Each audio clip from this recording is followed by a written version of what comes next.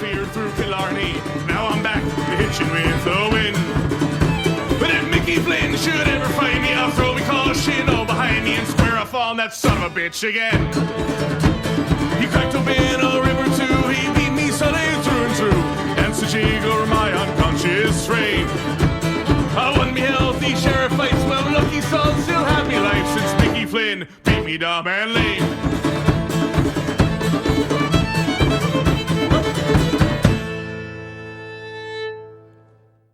Hello and welcome to another episode of Backyard Beers and Football. I'm your host, co-host, Coast Shane. I am joined, as always, by my host, co-host, Coast Rob, and joining as a consistent third now, we're excited for it, Whiskey Ramble's Steve.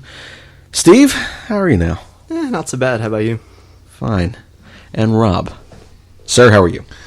The only thing getting me through this week is the fact that the Eagles won, the Cowboys lost, now tied for first place.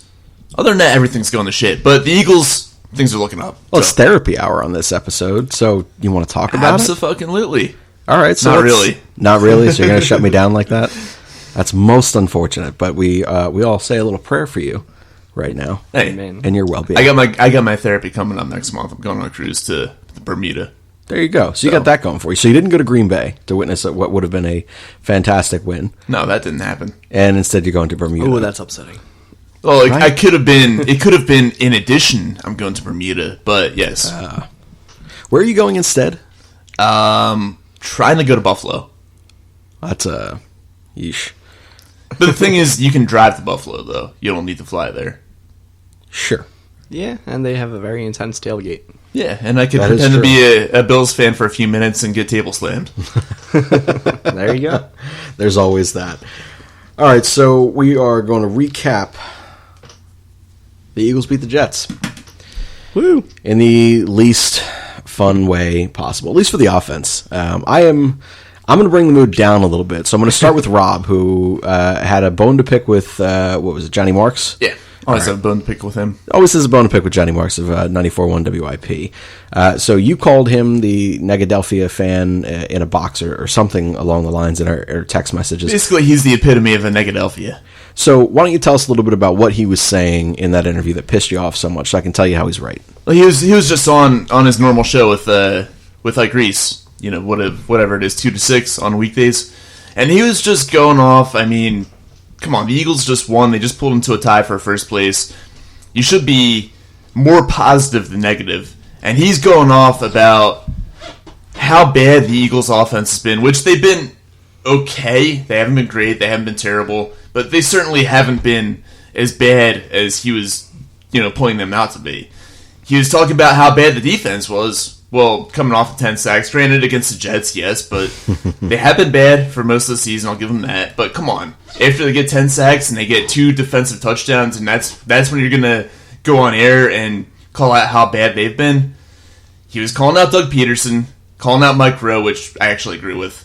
And he was calling out Howie Roseman for Howie's... I don't know why he was calling... Howie Roseman has done so much good for this Eagles franchise, building that Super Bowl team 2 years ago, just building the team into a consistent contender over the past couple of years. What can you call him out on?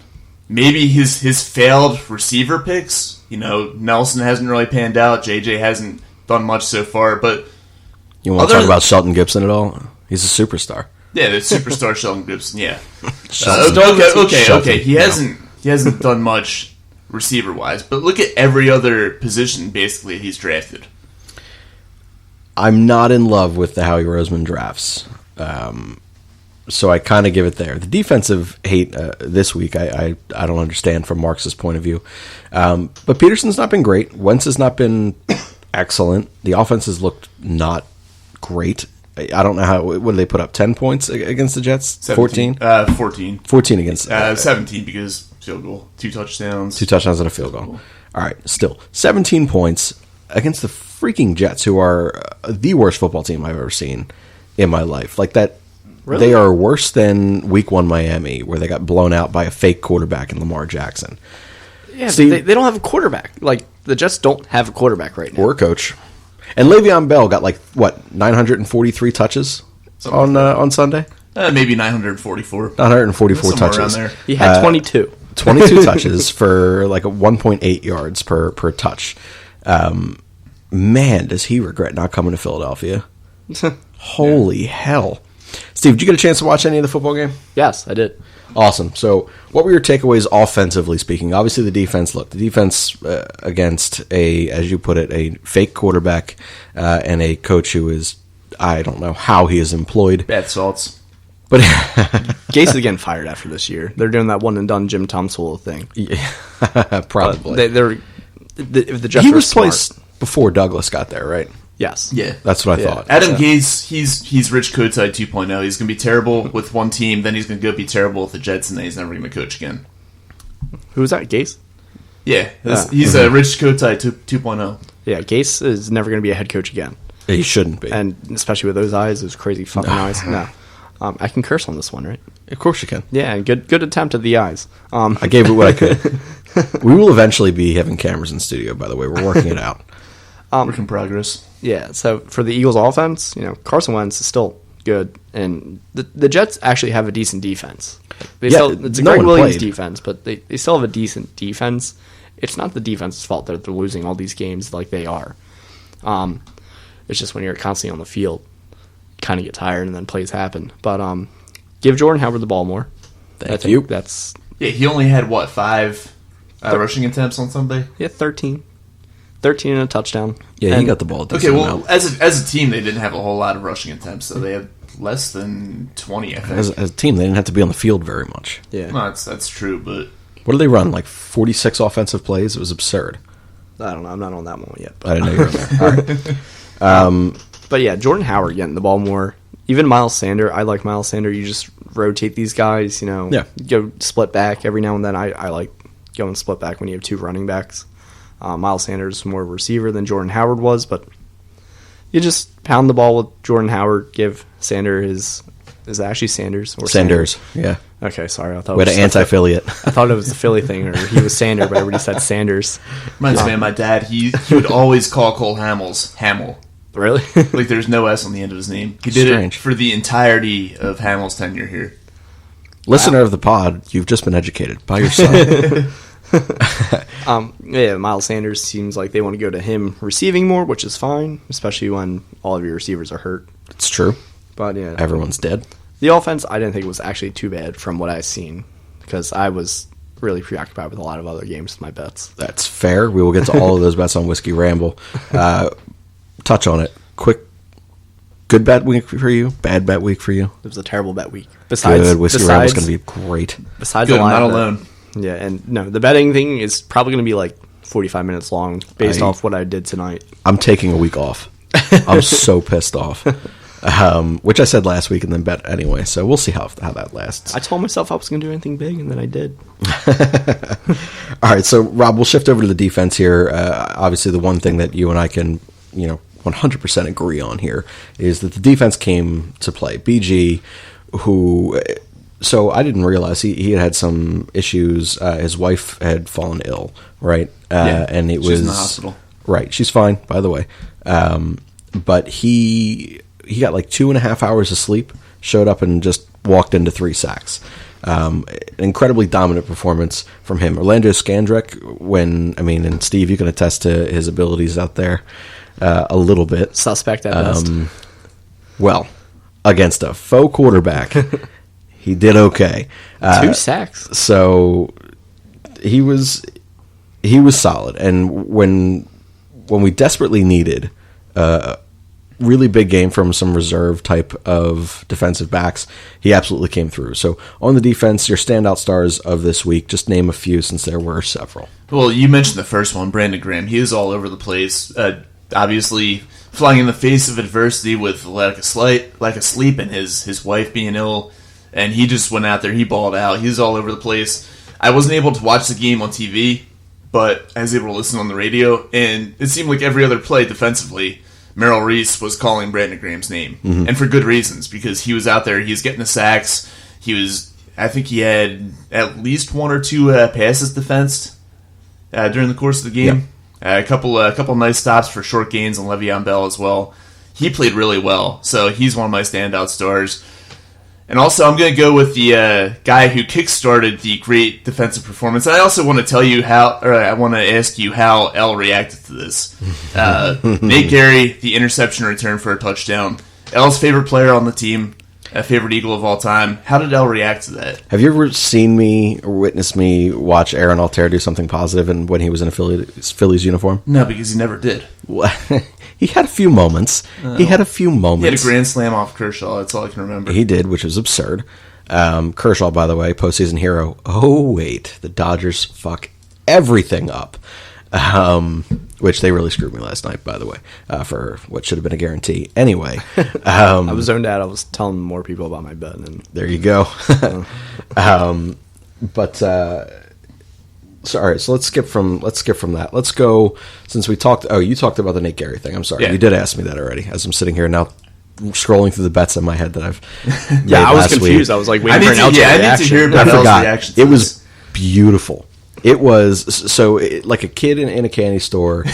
that immediate like sense of like, yes, they're gonna let me get it, and then all of a sudden he realized, and it was just this like slow, somber sit back down and like just shake of the head of like, anyone else, Nate Gary shouldn't even be on the football field, freaking out.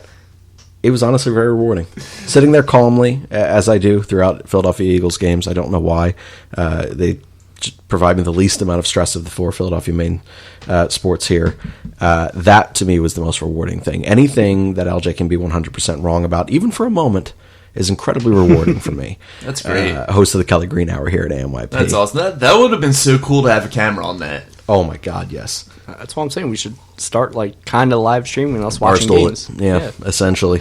We really should, although we have to find a different destination for you and I to watch games together. I can't watch the Chiefs games here. We can't watch the Chiefs games here anymore. Yeah. That didn't go well on so many different levels. That was just a train wreck of If a you night. just listen to me, Okay, all right. We'll get on that on Whiskey Ramble. We will. And Chiefs talk, since it was a combination of both Yeah. there. So let's touch on one more thing here about this Jets game, and then we'll kind of move on, because the Eagles didn't take the Jets seriously, and neither will we. Hold on, can I intercede? Yeah. Is that the word? Sure, interject. But 10 sacks. 10 sacks.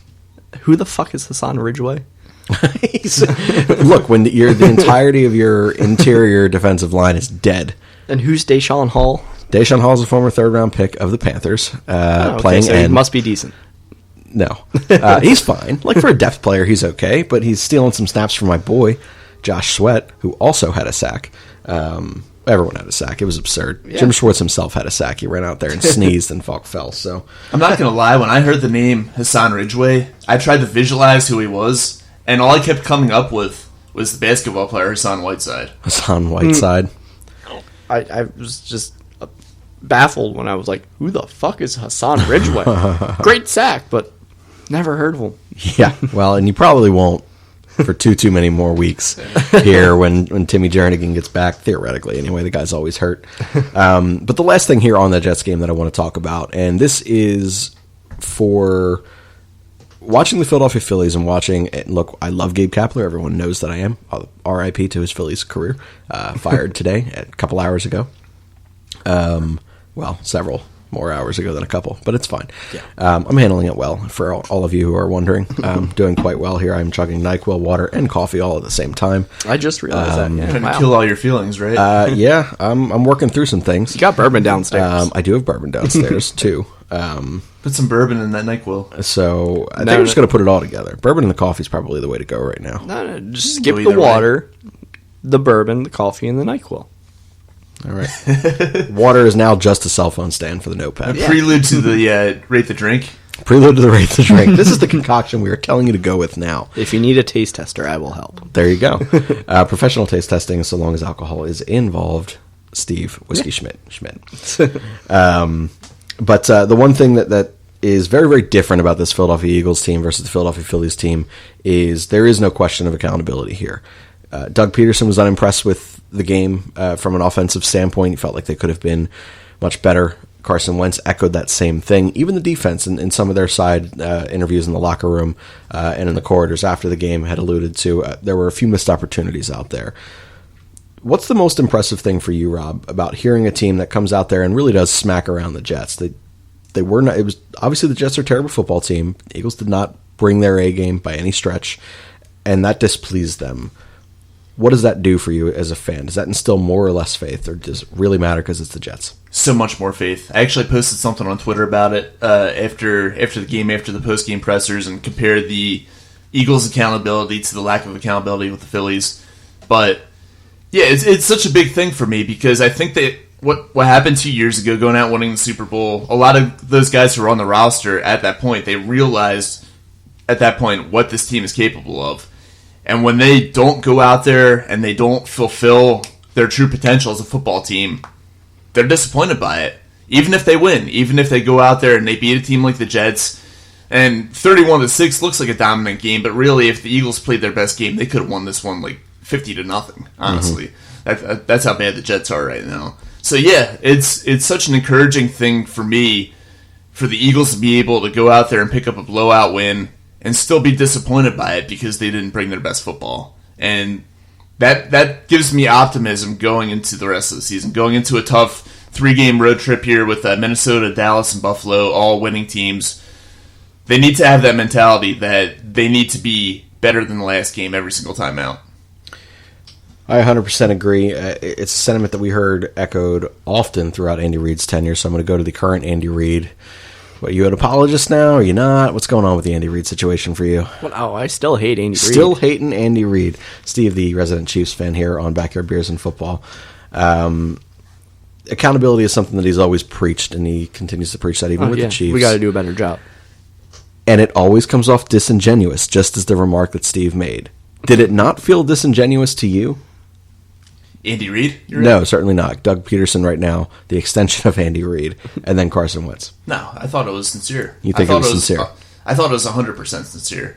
Okay. I feel that way about just about everything that comes out of Doug's mouth and Carson's mouth, and pretty much anybody who's a member of the Philadelphia Eagles. I feel like they don't mince words. They don't just say things to make the media happy and to make the fan base happy. I think they actually mean what they say when they go up to the podium for the post-game pressers.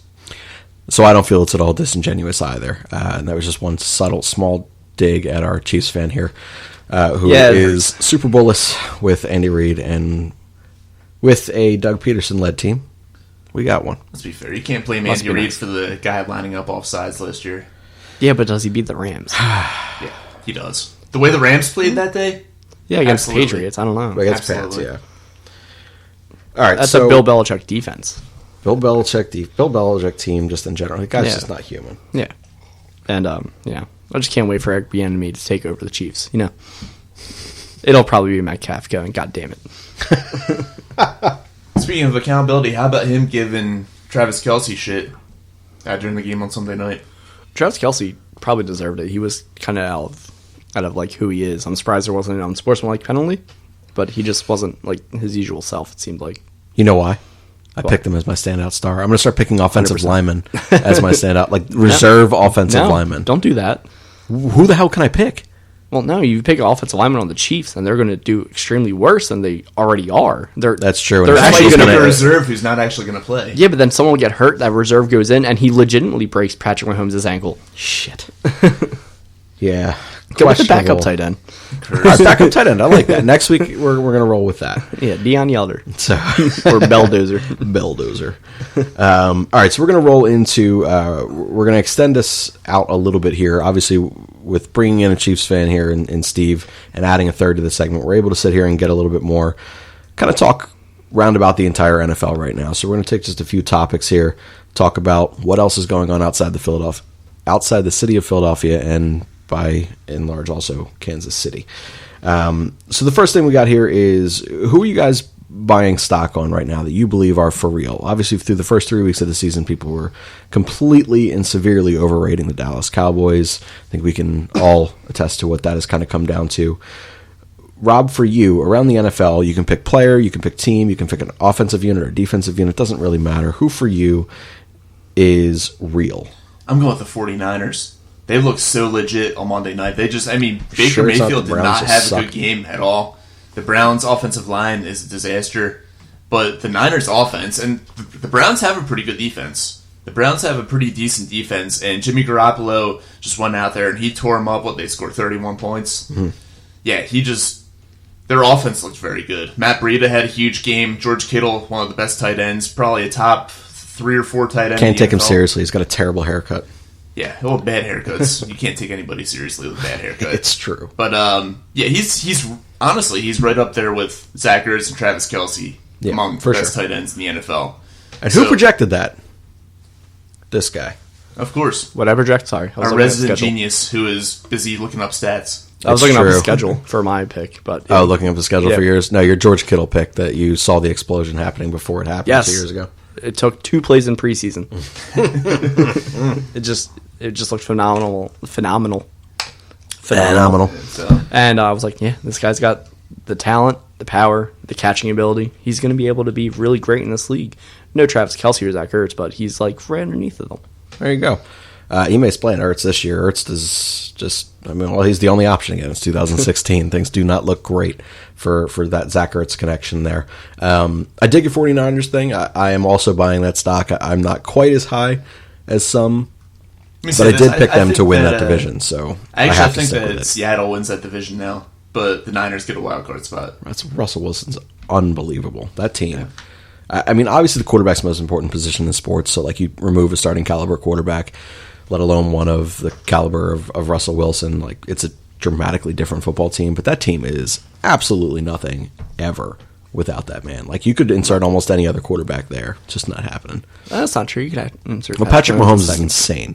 So he's the human cheat code of football.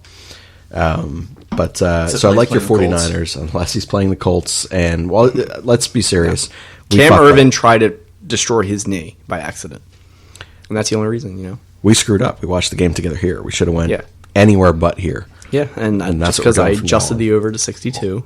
Naturally going to be the under. Yeah, that was a joke. So, Steve, for you, who are you buying stock in right now so far through 5 weeks into the NFL season? I'm taking the Bills. They're a playoff team. They're going 10-6 or 11-5, looking at their schedule. Did one of us take the Bills this year in our preseason? No, I was the idiot who took the fucking Jets. You're a moron. Yeah, I am a huge moron. I've already owned that 7 million times. I don't need any more. I guess you weren't aware of how bad of a coach Adam Gase is. Yeah. His career was made by Peyton Manning, and also, pardon me, you didn't anticipate the kissing disease on Sam Darnold. Yeah, making out with teenage girls. I will say this though, I did take the Bills 2 weeks ago to cover the spread against the Patriots, and they did. That's true. They're 7-point dogs. They lost by 6. There you go. And that's their only loss, and their defense literally almost won the game. Josh Allen fucking died out in the field that day. Yeah, Matt Barkley appearance. And Matt Barkley is hate Matt Barkley. A dead man playing quarterback. He's got no arm still. His shoulder just never came back. He had an okay 2 games with the Bears 2-3 years ago. Before they drafted Trubisky. He did. Yeah, when they were was that in relief of McCown? Who was that in relief of? It wasn't Cutler, was it? Cutler wasn't there. Cutler he was in Miami at the time, or retired, one of the two. I don't know. Sexy Rexy, sure. Sure, let's bring it all the way back. Go to number 8. All the way back to 06. And the worst quarterback ever to play in a Super Bowl. Well, Jared Goff was there too. Jared Goff is not a real quarterback. He's not that good. That's hilarious. That contract is... Wow, what an immediate regret. I said it before. There's no reason for the Rams to give him a contract when they could just draft their next good quarterback. They could have just had a serviceable one. That's it. Yeah. They could have had Wentz. Yeah, that offense is Sean McVay, and you just draft your next quarterback to run it, and you let Jared Goff go. You save cap space. You maybe can win the Super Bowl. Yep. Honestly, they got a better shot of winning a Super Bowl if they could somehow get Teddy Bridgewater on their team. Yeah. Teddy Bridgewater's actually decent again. So Teddy Bridgewater's looking legit right now. He is looking legit. Yeah. He's getting an MVP chance. Yeah, in that game. He deserves it, man. He's been playing well. That was he was hilarious. getting his comeback player of the year chance. Comeback player of the year chance. Yeah. He plays 6 games. Comeback player of the year. There you go. All right, so let's talk about someone who is certainly not coming back. At least not to DC. Gruden finally gets fired after some of the most hilarious videos I've ever seen released. Right, smoking weed with teenage girls. And awkwardly, like a puppy dog does, trying to nestle his way into the elbow of a teenage girl. It's not even like he was sitting there as cleavage, there's my target, going for it. No, he was elbows and shoulders, that's my bag. Weird as hell. totally out of his mind, or at least he certainly looked like it, and I hope he was. But that's hilarious. So that first of all, he's not a good head coach. I don't know that he's ever really been a good head coach during that tenure there. Rob, for you, obviously being in division, seeing him twice a year for the last, 6 years or however long it's been there, are you any more or less worried about the future of that awful, awful franchise over there? I'm never going to be worried about the future of that franchise because Cheers. they already, as long as Dan Snyder is running that football team, and he will be for a while because he's not quite that old yet, and he's never going to sell them, they are going to be a garbage-ass football team. And they're going to continue to play in that dump at FedEx Field, which isn't even in D.C. It's 20 miles away or something like that? Mm-hmm. And they're going to continue to not fill the stadium, have the whole entire upper deck empty, and they're going to continue to be... You don't believe in Haskins? No. Dwayne Haskins? Yeah, he looked like a fucking superstar on Sunday. Dwayne Haskins is screwed now. Yeah, no, his career's over. As long as Dan Snyder owns that team, they're going to be a ceiling of 8. Him or Paxton Lynch, who's going to end up starting more games in their NFL career as backups? Haskins. Not even a second thought. Only by default. Yeah, Paxton Lynch because Paxton Lynch has had a few years in the league and already established himself as a terrible football player. What about Garrett Gilbert? See those crickets? Haskins. Yeah, I'd still go Haskins. Just because the Redskins are so bad, they're going to have to start him at some point. You don't believe in Colt McCoy? No. Get off the show. I believe in Colt McCoy. Thank you, man. They can win another game. He can. Throw him on a Monday night in Dallas. Ability to lose football games. I believe in his ability to beat Dallas in Dallas. Me too. Me too. All right, so I'm going to break this off now because I know at least one point of view. Steve, I know yours. I assume yours, Rob. If you had to sit here and choose one quarterback to start your franchise with. Easy. Out of the whole NFL? No. Jacoby Brissett or Jimmy G? No, sorry. Jimmy G. Easy. I knew because you're a bro and because you're a nerd, Steve. Brissett's a freaking nerd. And Jimmy G is a total bird. Brissett went out and beat his team on Sunday night. No, but Brissett also has stats to back him up, and he has availability of health. Oh, Jimmy G bangs porn stars. I see. So what? Just because he bangs porn stars doesn't mean he wins football games. Bro response, nerd response. This is fantastic. This is also why I like Delzato when he played for the Flyers. Too. So Lisa Ann was a babe, and she still can get it. And she can talk sports, so good for her. NBA podcast. I think she still has one. I shook Delzato's hand once. I actually touched the hand that touched his porn star. So, by association, you're almost Eskimo brothers in a really weird, lame way. So let's talk strictly... They're Touch Brothers. Touch Brothers. Let's talk strictly on the football field here. So stepping away from the nerdiness of Brissett, because I just assume he's Brissett. I assume he is a nerd because he looks like one. He looks like long lost brother of PK Subban. Now you're just racist. No, I'm colorly aware. So no, I don't see color. And then so you've slept with every. I'm just kidding. And then Rob stepping aside from your broness.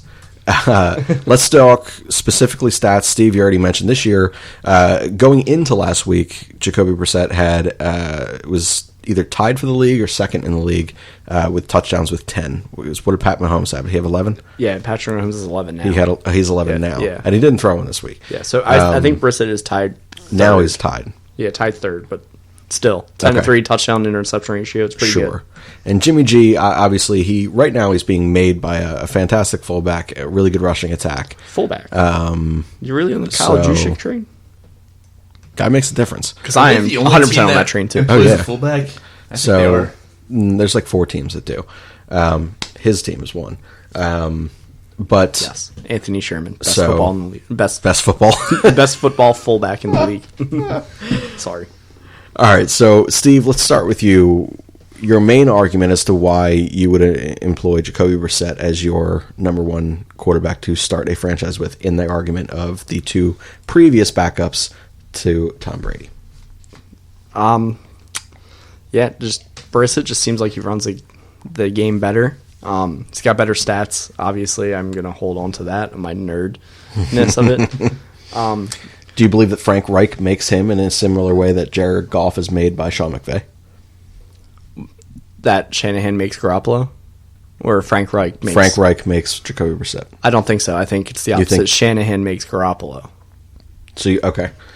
And despite, like he was 5-0 in San Fran, like when he came in there, sure, that was, just that loser team just it was impressive, and it was just kind of cakewalking through the end of the season there. Yeah, and he still had 7 touchdowns and 5 interceptions, so he's still turning the ball over. Mm-hmm. Jacoby Brissett, in a full year as a starter with Andrew Luck getting hurt and then eventually retiring, he was 13 touchdowns, 7 interceptions. Still which is careful. Also no coach. They didn't have Frank Reich, right? They did not have Frank Reich at the time. So, in a lost season, to do that, he's getting accustomed to this team and everything. Like, they literally traded for him, the preseason? Like, the end of the preseason? Yeah. Yeah. So, right now, just watching them, it's just Brissett seems like he's more of a threat in every which way. Like, his balls look better. That's a very weird thing to say. His throws look better. And then Jimmy G, I just can't trust. I mean, that man literally hurt himself trying to get a yard towards ACL, trying to get an extra yard against the Chiefs. That would have had no impact. Absolutely not. And then, Rob, I know that in terms of your evaluation of quarterbacks, I know that you do like the bigger body guys with the big arms and things like that, which, by the way, Jacoby Brissett. He does. Cannon for an arm. The Colts brought him in to attempt a Hail Mary against the Eagles last year. I know. It's just hilarious. But your main argument for taking Jimmy G? My main argument, I just feel like he's a better pocket passer than Brissett is. I mean, Brissett's very good when he's able to get outside the pocket and make plays with his legs, and by doing that, he's able to open up things with his arm. But I just think Garoppolo is a better pocket passer than Brissett is. So that's really my biggest thing, and I think that he's better at running, I guess, more of a typical NFL-style offense than Jacoby Brissett. What is a typical NFL-style offense? Like a pro-style offense. Okay, you just reworded yourself. Yeah, pretty much. Kyle Shanahan is an excellent head coach, and of course Jimmy Garoppolo is going to get wins with him, but I just think Brissett looks better and like that more, I guess, Frank Reich offense, but it's hard to say because I don't see as many games, but when I do watch these teams, I just trust Brissett more than Jimmy G. Yeah. I mean, Jimmy G, he's played a big role in the team being undefeated this year. He's handed the ball off really well. Yeah. Let's go with, to close out this thought before we roll into our advice column here. Hold on, what was yours? Me, and what was your reasoning? 100% Brissett, specifically for his ability to be careful and make the correct second and third reads with the football. He comes off his initial target incredibly well. And that's something I really value in a passer. You get locked. It's easy to sit there and lock on a target like an Ertz in the Eagles' case, like Kelsey in the Chiefs' case, where you say, all right, I can trust this guy where even if he doesn't have space, I can put it near him. He's going to make a play on that football. It's hard to move off that key target that play was designed for and go to your second and third reads with accuracy and with confidence. And he does that far better, in my opinion, than what Jimmy G does at this stage of his career. He has more starts under his belt. He had a complete season, obviously, with the Andrew Luck injury 3 years ago, whenever it was, the lost season. I think it was 2016 or 17. 17. 17. So 2 years. So obviously Jimmy G may develop into something better in that respect, especially with Kyle Shanahan there.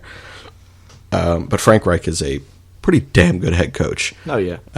So both of those guys are in really, really good hands. Now, obviously, you two are, Steve, you bet on literally everything in life. Rob, you're just starting to get into the parlay game here for ANYP, and you're just succumbing to the madness as the rest of us are. Because I realize how awesome the sports book is at Parks. That's true. Yeah, it's a great place. Going forward, for the duration of this year, let's go stat line only. You have to make a bet on your guy. On my guy. All right. You have to take Jimmy G. You got to take Jacoby Brissett. What are the terms of this bet here? You want to bet money? You want to bet a meal?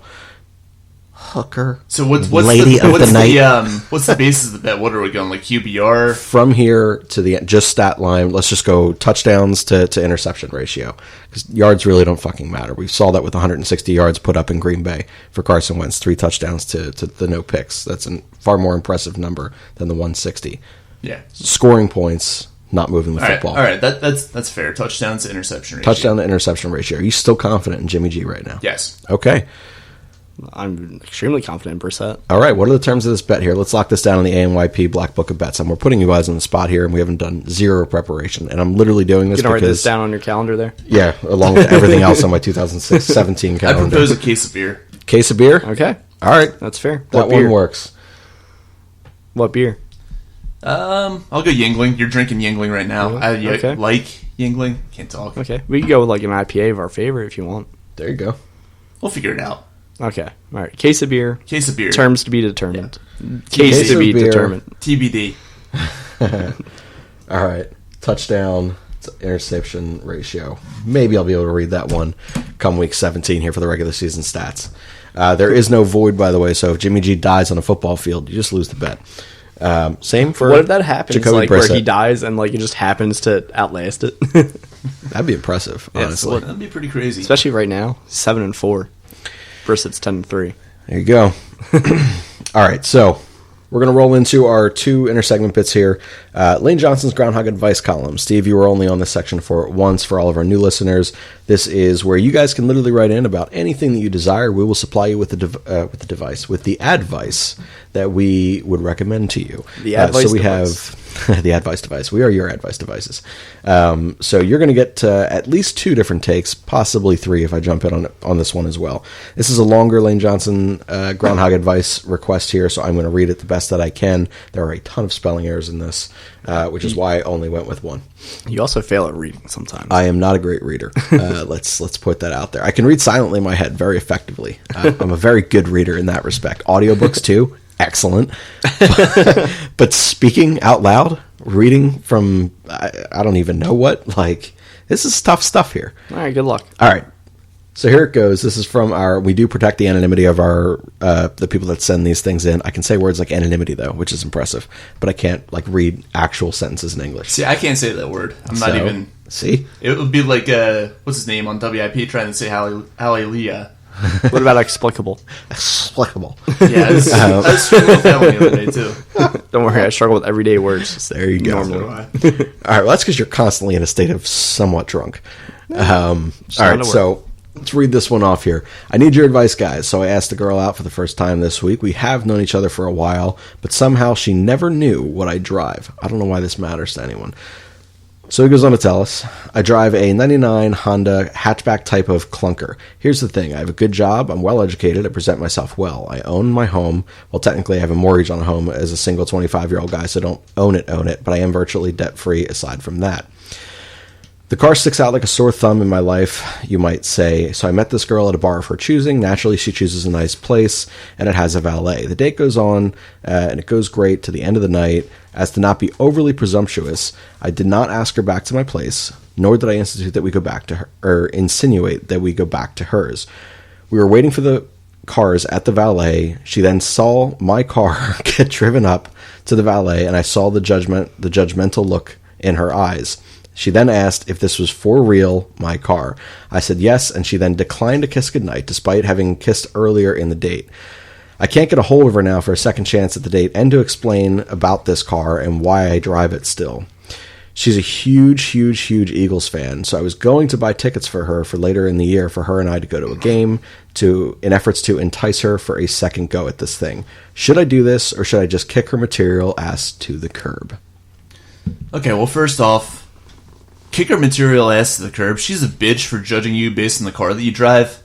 But secondly, get a new car. You say that you're well off and you're still driving a 1990s Honda. Like, what if he's well off because he doesn't have a car payment in that particular sense? Well, exactly. I mean, come on. I drive a 2014 Jeep and I'm doing all right. Do you own a home? Huh? Do you own a home? No, not yet. Well, there you go. If You're not doing that already. 99 Honda Accord hatchback type thing. I finance. I pay like $250 a month. It's not that much. Would you rather have your 2014 car payment or this 99 clunker and a mortgage? Mortgage seems like it kind of sucks. How else are you going to live in a house? You're just going to straight up buy it with cash? Well, no, just rent an Trump apartment. Lord. Or renting an apartment. Same thing. I mean, yeah. But a mortgage is significantly more impressive. Let's be serious. It is more impressive, but still, if you get paid if he gets paid as much as he says he does, Good He get said a car. well off. He didn't say that he was like some like rich crazy guy, and he may live in a dump. We don't know. Like, Okay. I'll be well off tomorrow when I win my bet. That's true. All right, well, If not, I'll go still back be to average my at best. Original statement: that girl is a bitch. Find someone else.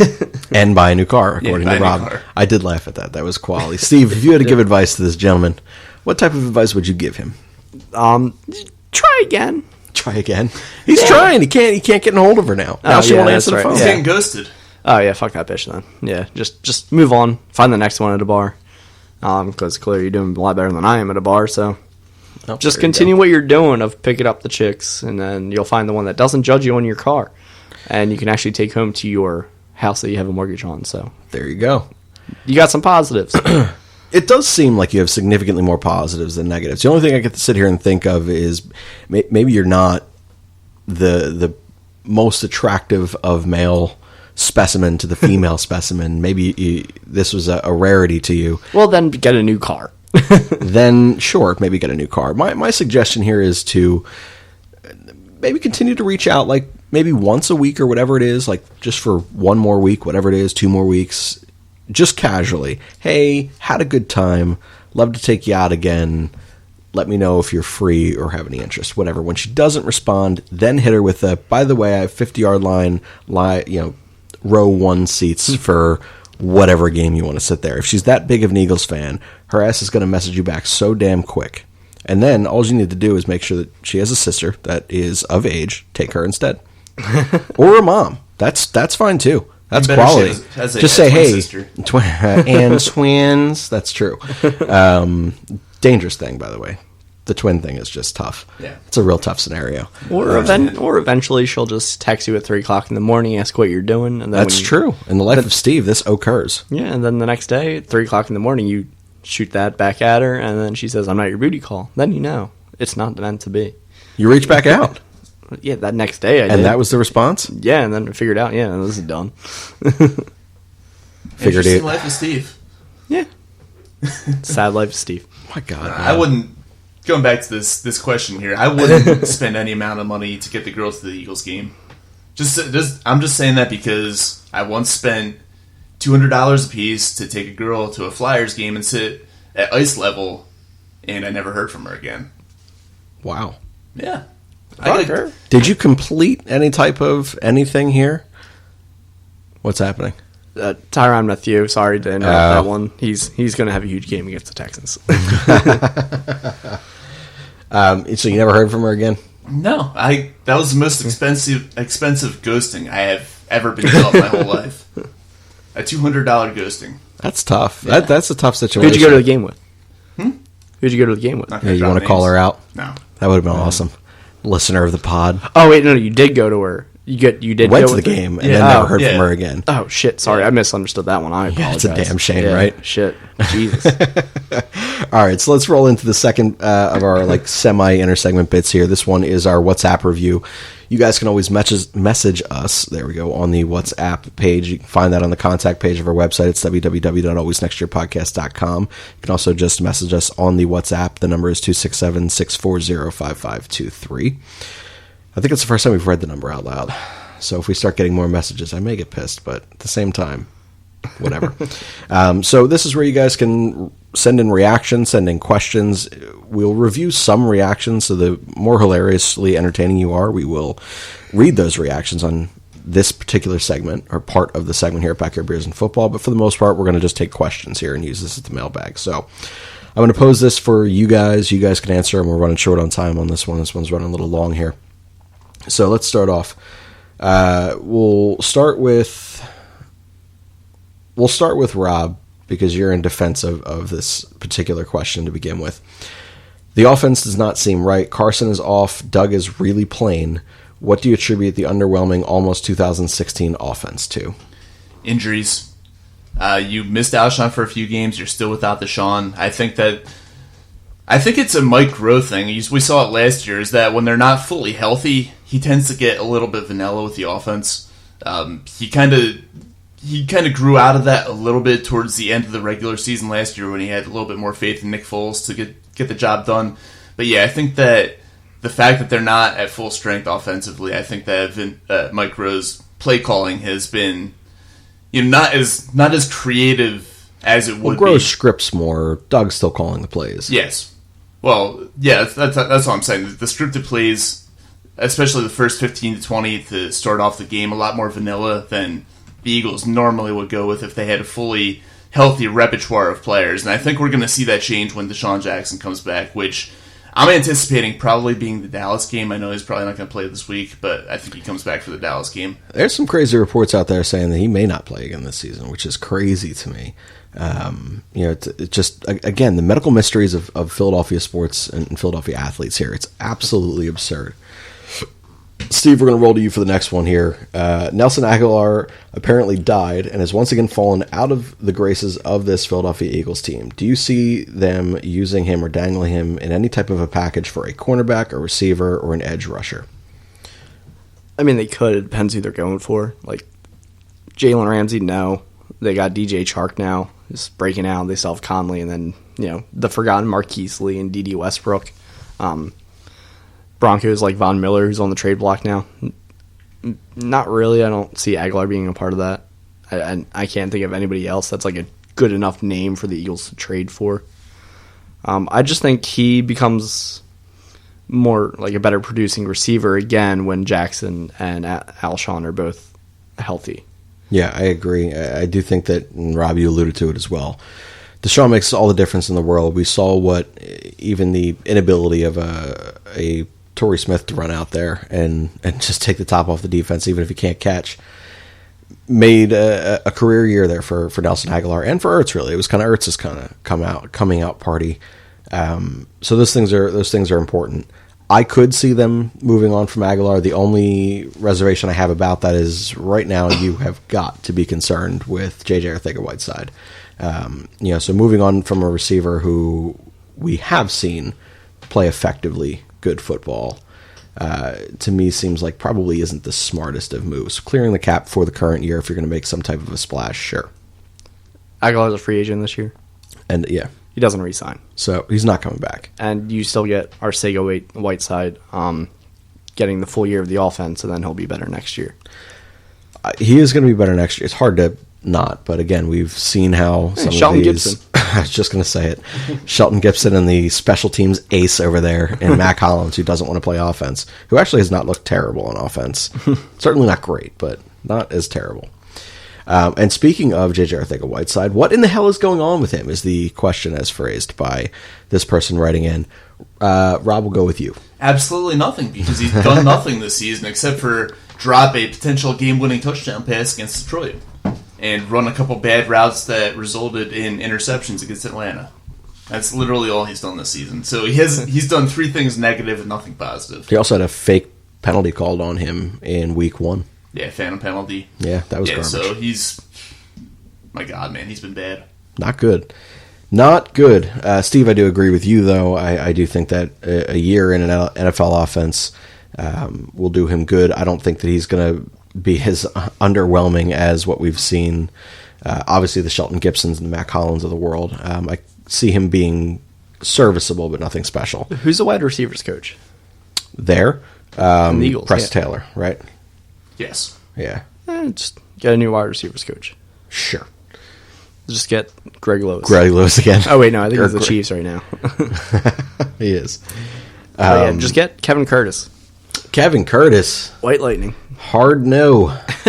Hard no. All right, we got 3 more questions to go through. All right. Well, we can all answer this one. Where do you guys watch the games? And have you ever thought of doing a watch party at a bar somewhere?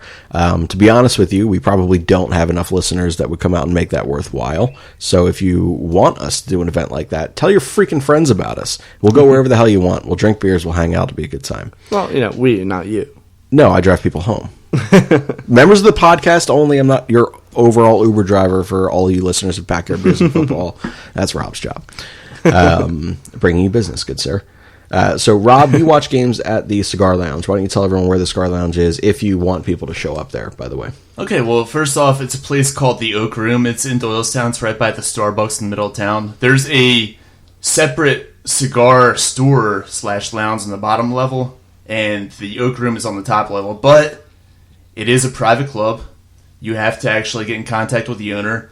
and there's a $500 a year membership fee, and it's a pretty exclusive, limited place. Just because it's small, he doesn't like it getting overcrowded.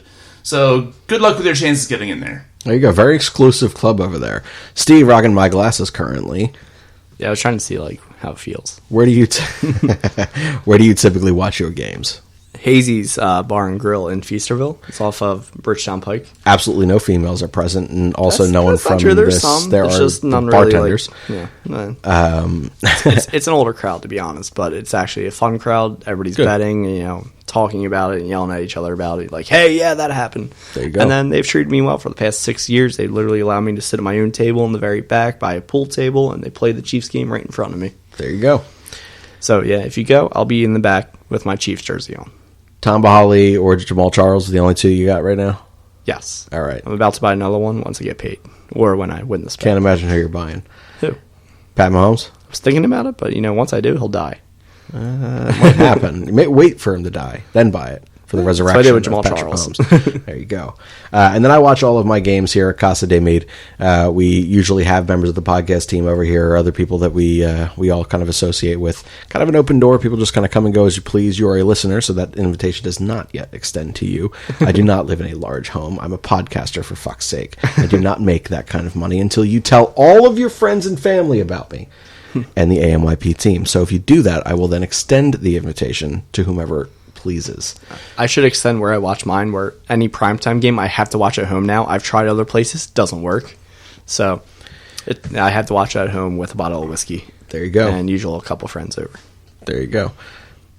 I'm going to start doing that too. All right.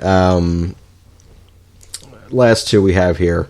We'll go with Rob for the first one, and then we'll all answer this last one. How much stock do you take in the defense looking that good against a New York Jets team last week? Do you really think it matters?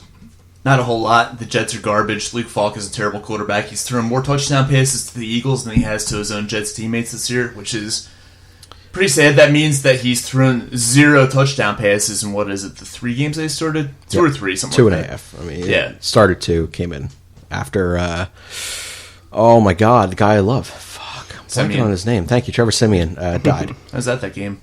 So, were you? Yeah. That's a shitty game. My buddy's a Browns fan. It was a Monday night Browns That was your 3-week stretch of NFL stadiums. Yeah. Well done. All right, so the last one is, when is a Howie bomb going to happen? So I think people seem to sit here and think that every year now, because the Super Bowl year, they get Ajayi. Last year, Golden Tate. I don't know that it's going to happen this year, honestly. I think we'll get a defensive back. I just don't think it's going to be the sexiest of names. Rob, do you foresee anything happening in the next 10 days? Actually, no, I don't.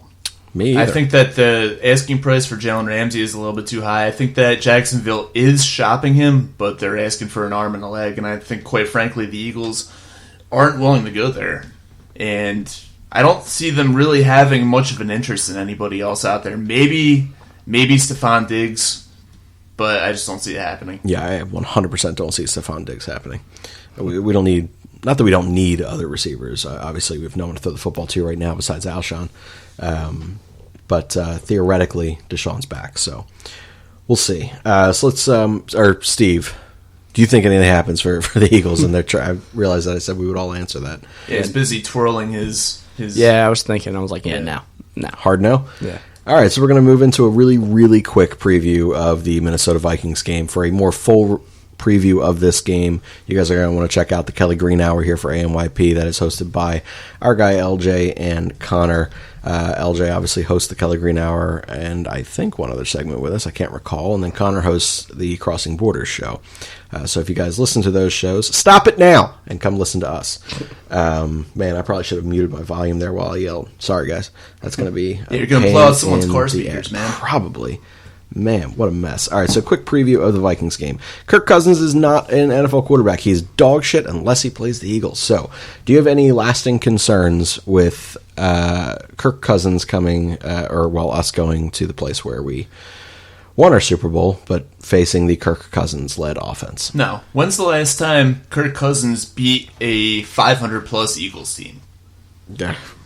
I mean, he beat us twice in Carson's rookie year when the Eagles went 7-9. He beat us twice the year before when the Eagles went 7-9. When's the last time I don't think he's ever beaten a good Eagles team. He has good days against us. Yeah, against bad Eagles teams. I'm sorry. Do you have a lot of faith in our defense against anyone other than the Jets right now? I don't have a lot of faith in defense, but I have faith in Carson Wentz to outduel Kirk Cousins. That's for certain. All right. Kirk Cousins is 5-27 against winning teams. That includes the Eagles. All right. So. All right. I like it. The Eagles win this game outright. I will not bet on this Eagles game 100%. I can't bet on the Eagles to begin with. It's just a shit show. I just think, the Eagles win this game. It's just you ride the high off your defense just wrecking a terrible team. I hope so. And then you wreck an average, at best, quarterback. Dalvin Cook's a different animal. I'll be honest there. Now, granted, we do have a fantastic run defense, despite the interior issues that we have at line and the lack of depth on the edge. But it hasn't slowed down our ability to stop the run. That said, Dalvin Cook he's a different animal.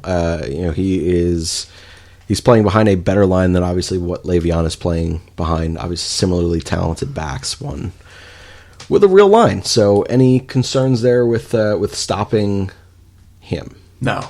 The Eagles have proven that they can go out and they can stop top-notch running backs. The run defense has been excellent all season long. My only concern with the defense is stopping Adam Thielen, because he's the kind of receiver that they've always struggled with. White. Yeah, pretty much. Racist. I mean, look, they got torched in the Super Bowl by all the 5 or 6 white receivers that the Patriots have. It was 2 Edelman and Chris Hogan, the lacrosse boy. Yeah, but still, it seems like they have a lot more than that. It does, honestly. Yeah, they would always get torched by Cole Beasley when he was in Dallas, which pissed me the fuck off. Pissed everyone off. So yeah, it's those white receivers, man. And we're colorly aware here on ANYP. We are not at all. Not to mention the fact that Adam Thielen's actually a very good receiver. He's great. He's really good. All right, so let's jump to a prediction here and maybe some standout stars. So, Steve, let's go with the score. You said the Eagles are going to win outright. What do you think the score will be, and why don't you give an offensive and defensive star of the game? It's going to be 24-14 Eagles. Okay. Standout defensively will be Malcolm Jenkins. Okay. And offensively, I would say probably Miles Sanders. All right. Miles Sanders, more receiving or rushing? Receiving. You think receiving again? Yeah, I would agree with that. Rob, let's go to you. Score prediction. I'm going to go 31-21 Eagles. Standout star defensively is Fletcher Cox. I think that maybe he gets a sack, but I think he does his most damage stopping the run. I think that he has an excellent game there. And offensively, I'm going to go with a breakout game from Zach Ertz, 2 touchdown catches. All right. I would support that, considering he has really not done much this year. I think this is going to be I'm going to say 24-20 game. I think the Eagles win. And offensively, I was going to go with Miles Sanders, but you took him, so I'm going to go Jordan Howard. I think that I think this is the week. Receiving. Oh, wow. He's going to get a receiving touchdown again. He means rushing. Awkward, he's just trying to. Awkward swing. I'm literally writing down right now rushing because I don't believe in myself. But I'm going to go Jordan Howard since Steve took Miles Sanders. Then on the defensive side of the ball, I'm going to go Josh Sweat. I think that he has. I know that will piss off LJ, and I think that's why I'm doing it. But I'm a big supporter of Josh Sweat, and the analytical numbers that come in are very strong for him. And he's been an impressive, at least to me, depth guy. So I think ever since he cut the dreads, man, he's a legit threat now, and you got to believe in him. Yeah, big supporter over here. Cut the dreads, you cut a few pounds off your head, maybe, so you can run a little bit faster. Cuts that edge crazy. Yeah, he's only got one rush move, though. It kind of drives me crazy. But maybe he'll develop another one, like this week, like right now. All right, so let's roll into a Rate the Drink. This is actually, honestly, guys, this is the whole reason that we brought Steve onto the show, because he is the alcoholic, and he may have the least impressive drink selections for you, but they will be the most effective, I promise. So we will get to him second. We will start with our standard Rate the Drink. Rob, what are we going with? I'm keeping it simple this week. Just Lots and lots of Miller Lite. It's been a weird week. Disgusting. It's been crazy. Just go to the bar and drink as much Miller Lite as I can. That's disgusting. Yeah, well. That's a very underwhelming 2.8. Your opinion matters so much to me, Steve. It'll matter even less when he's the drunk. So a 2.8 for the Miller Lite. Honestly, the week doesn't call for too much more than that when you have to play the Jets the previous week. You're not really dealing with a whole hell of a lot of stress right now. So 2.9 instead of 2.8. 2.9, okay. We'll roll with the 2.9. I'll take the 0.1 upgrade there. There you go. You're welcome for that. Thank you, Jets. So, and Steve, resident alcoholic of ANYP. We love you, man. Don't die. What is your drink of selection? I'm going to have to go with this because Monday night watching the games, the baseball and the football, winning money in both games was nice. And there was a 21-year-old at the bar sitting alone. I'm like, hey, I appreciate you. And I don't remember what he was doing shots of, but I bought him a shot of Tullamore Dew. And then he bought one for each of my friends that were doing it with him. And I was like, wow, that's impressive. You must have money. And he actually enjoyed Tullamore Dew. So, Tullamore Dew. Tullamore Dew. All right, a whiskey guy. Getting the young guys into it. There you go. Ruining lives, Steve. I appreciate that. Yeah, that's all I'm here for. Just ruin lives. There you go. My own life's already ruined. So it's true because we are not your booty call, Steve. We are not your booty call. Steve, knowing you, it's a little less impressive. For the 21-year-old, it's probably a 7.9. He's moving in the correct direction in life. For you, someone who lives off the stuff more so than he lives off of, a little less than water. So I'm going to go with 3.3 for you. So really unimpressive week for drinks this week. But if you're going to be sitting at the bar, get shots of Tullamore Dew and enjoy some Miller Lite draft wherever you're watching these games. So guys, any final thought here? Rob, where can they find you on Twitter? Let's start with that. You can find me at my voice just cracked. Yeah, that's pretty bad. At radio_Rob. And guess what? It's all via text that you don't have to deal with my voice cracking on Twitter. All right, Steve, where can we get you on Twitter?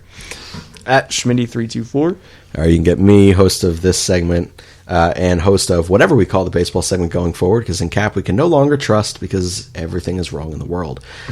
At Shane_Mead. You can follow the podcast at ANY Podcast. Be sure that while you are subscribing to us, that you are indulging in some delicious food from Just Food.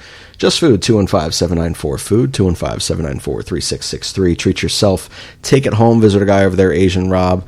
You know what? We typically sit there and say, use their catering services, which you should, by the way. They're wonderful. Then we say, go visit their in-store locations and bring that home. Don't. Just awkwardly stand at the counter and talk football with Asian Rob, because he's a brilliant man, and he would probably enjoy the baseball or football talk at this current juncture. So go visit our guy over there. He is a Colts fan. Oh, that hurt. I know. I tried getting him to come by that night, because obviously. Yeah. Which is a good thing, because then he would have witnessed me trying to burn my own house down and failing in arson. And he might have done some Jameson. So I'm sure he would have, at least through part of the game. Yeah. But visit our guy over there. Again, it's 215-794-FOOD, 215-794-3663. Treat yourself. Take it home. That is going to be it here for Backyard Beers and Football.